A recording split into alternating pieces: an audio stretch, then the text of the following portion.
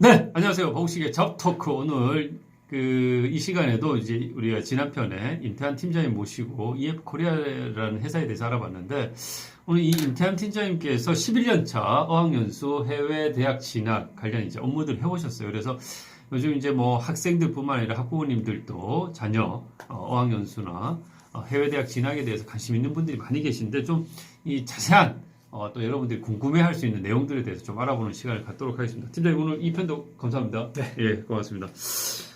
이제 뭐 우리나라도 굉장히 글로벌화 돼 있기 때문에, 그렇죠. 저도 네. 뭐 옛날에 이제 취업 준비생 생활도 하고 취업 네. 컨설팅 일을 하다 보면 많은 기업에서 이제 영어를 요구를 하고 있거든요. 네. 그러다 보니까 이 영어 능력을, 영어 실력을 향상시키기 위해서 이제 어학 연수나 뭐 해외 대학 진학을 고민하시는 분들도 많고, 저도 군대 갔다 와서 어학 연수를 가려고 했다가 네. 예, 이게 돈이 또 네. 많지 않아서 포기했던 네. 그런 기억도 있는데요. 네.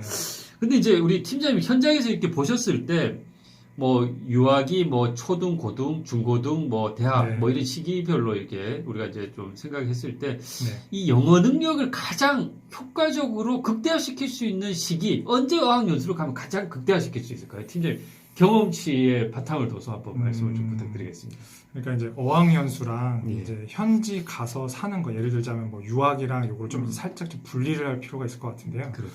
예를 들자면 이제 그 언어 능력을 가장 이제 극대화 할 수 있는 거는 그 10세 미만이에요. 아, 예. 10세 미만? 그래서 이제 조기 유학 이제 많이 얘기하는 게, 예. 그러니까 그게 나이가 든다음에도 이제 뭐 학습 속도는 빠를 수는 있지만은 이제 그 학생이 어떤 네이티브 수준의 어떤 그 이제 커뮤니케이션 능력이나 이제 이런 거를 갖기에는 조금 한계가 있죠. 왜냐면 이제 보통 10세 미만의 아이들 같은 경우는 이제 커뮤니케이션으로 언어를 대하는데, 보통 이제 그 초등학교 고학년 올라가면은 이제 이걸 학문으로 받아들이다 보니까 예, 이제 그 뇌 구조상 받아들이는 영역들이 좀 다르다고 하더라고요. 예, 그래서 10세 미만.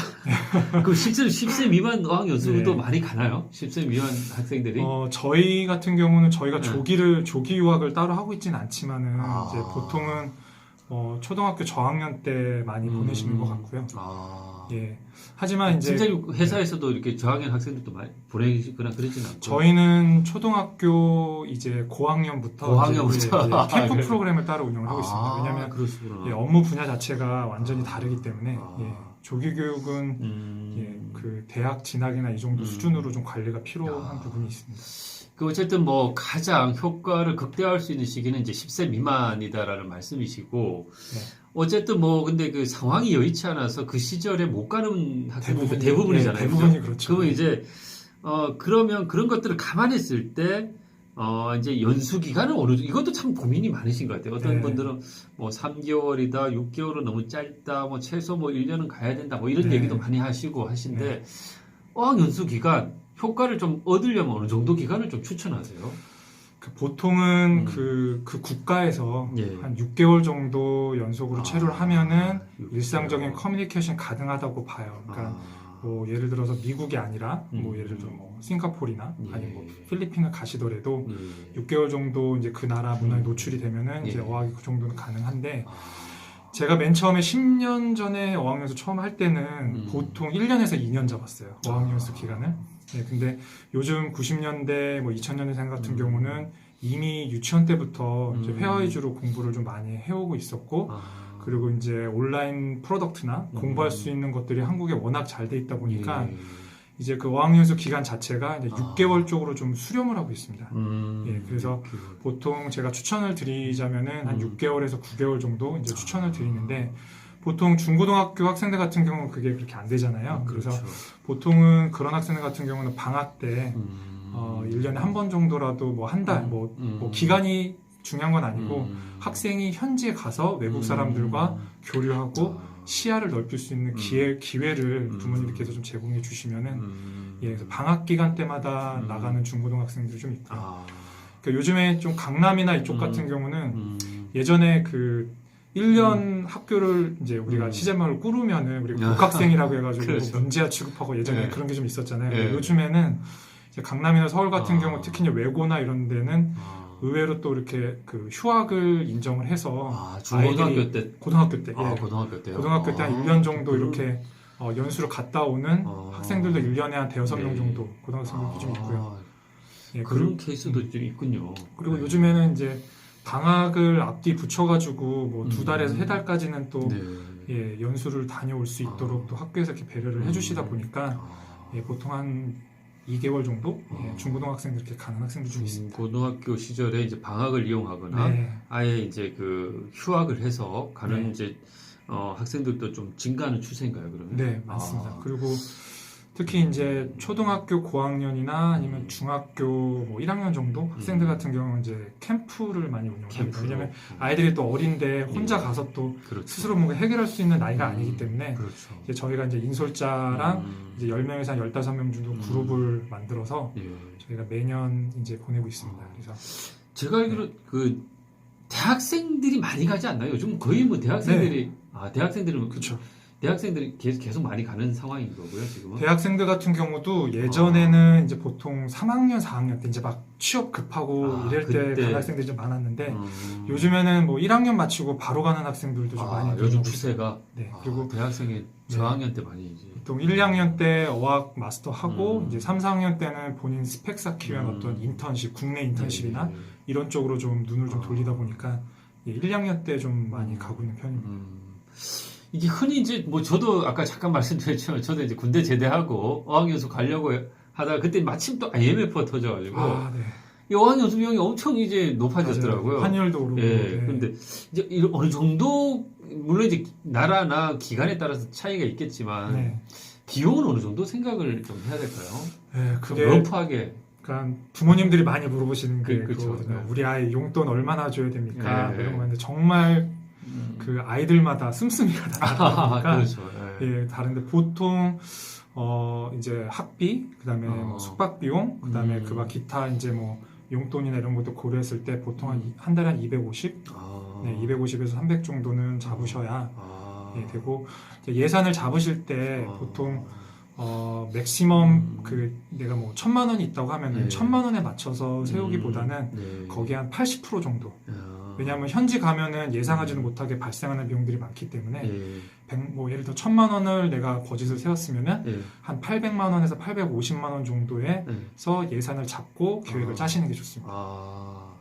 1,000만 원 정도 예산을 세웠으면 그것의 80%에서 85% 정도 수준으로 네. 이제 이게 구체적인 비용 지출 내역들을 이제 짜라는 말씀이신 네, 거죠? 네, 맞습니다. 그러면 이제 이런 우리가 주로 이제 뭐 영어권 어학연수가 많죠? 가장 그 수요가 가장 많은 게? 그렇죠. 영어권이 아직까지는 많은데 예. 요즘에 워낙 영어 잘하는 학생들이 많아서 요즘에 제2외국어가 조금 문의가 많이 늘고 있습니다. 어떤 언어가 요즘 제2외국어? 보통 뭐 많이 생각하기는 이제 뭐 일본어나 중국어 생각하실 수 있는데 일본어, 중국어. 저희 같은 경우는 오히려 프랑스어나 독일어, 예, 오히려 스페인어 이런 쪽으로 좀 예, 아. 문의가 좀 많이 있습니다. 좀 희소한 많이 안 하는 언어를 또 이제 하려고 하는 그런 수요도 좀 많이 있는가 보네요. 보통 그런 학생들이 이제 외국을 좀 많이 다녀왔던 친구들, 예, 그런 친구들 좀 많고요. 예. 뭐 영어 연수 갔다 와서 예. 다시 제2외국어로 또 연수 가는 친구들도 좀 있습니다. 어쨌든 뭐 취업도 경쟁력이다 보니까 네. 자신의 어떤 경쟁력을 높이기 위해서 좀 노력을 많이 하는 것 같아요. 취업하기 점점 힘들어지는 것 같아요.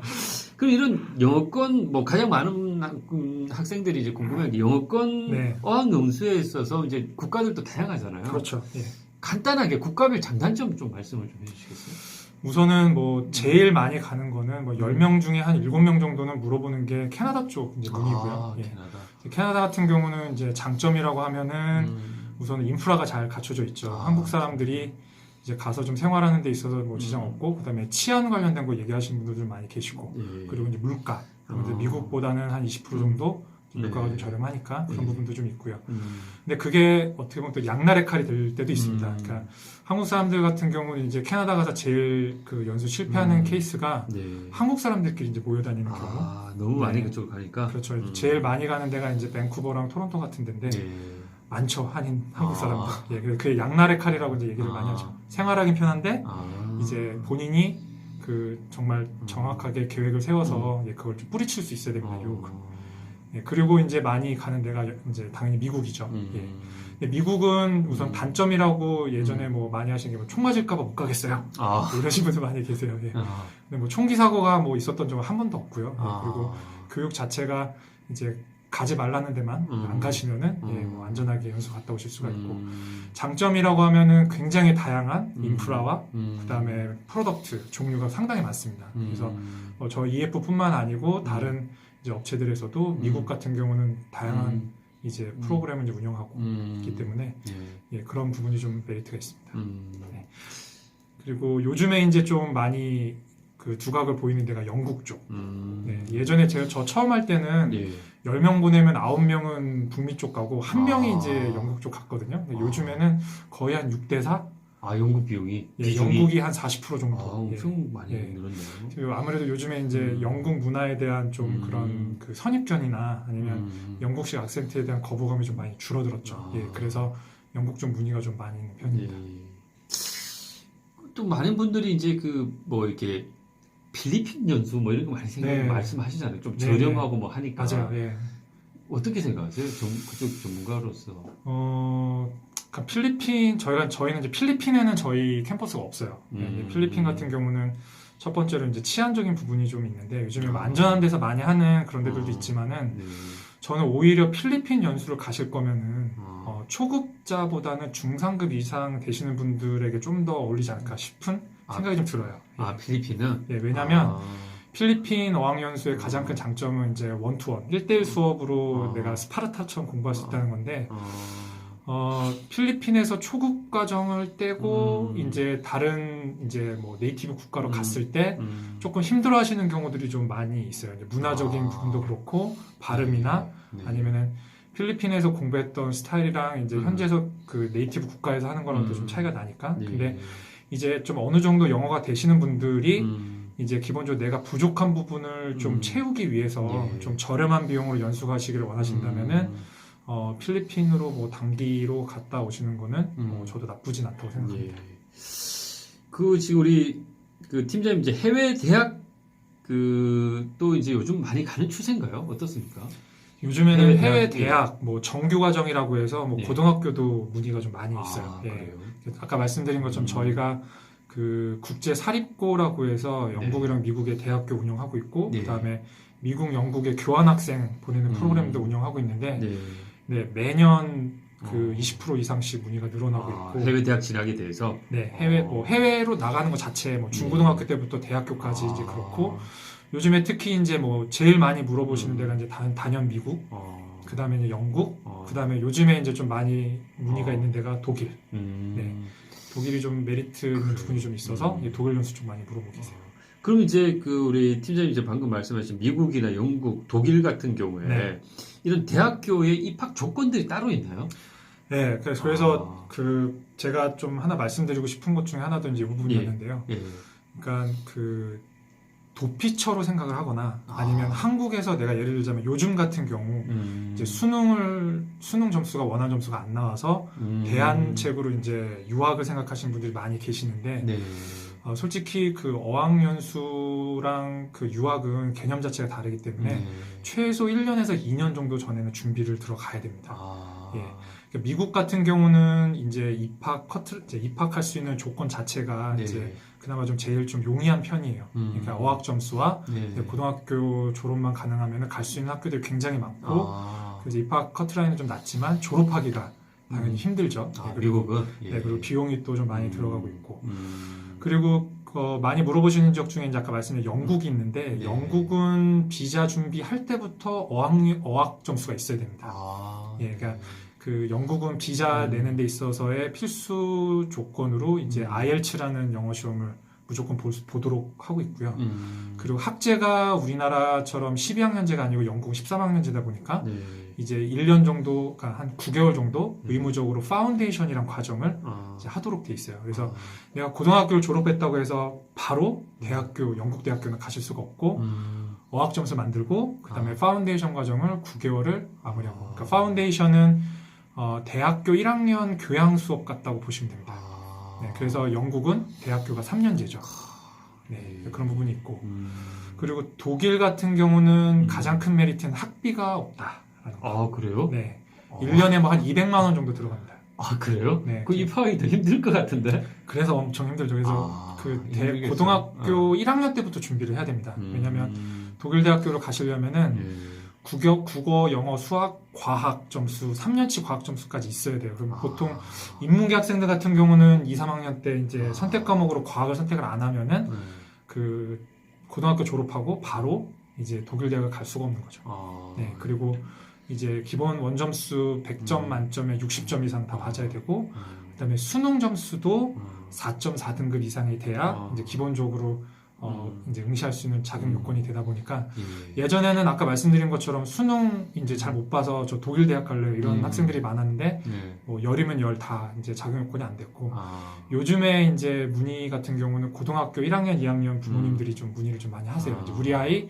독일로 유학 가려면 어떻게 해야 되나요? 이렇게 문의 좀 많이 하세요.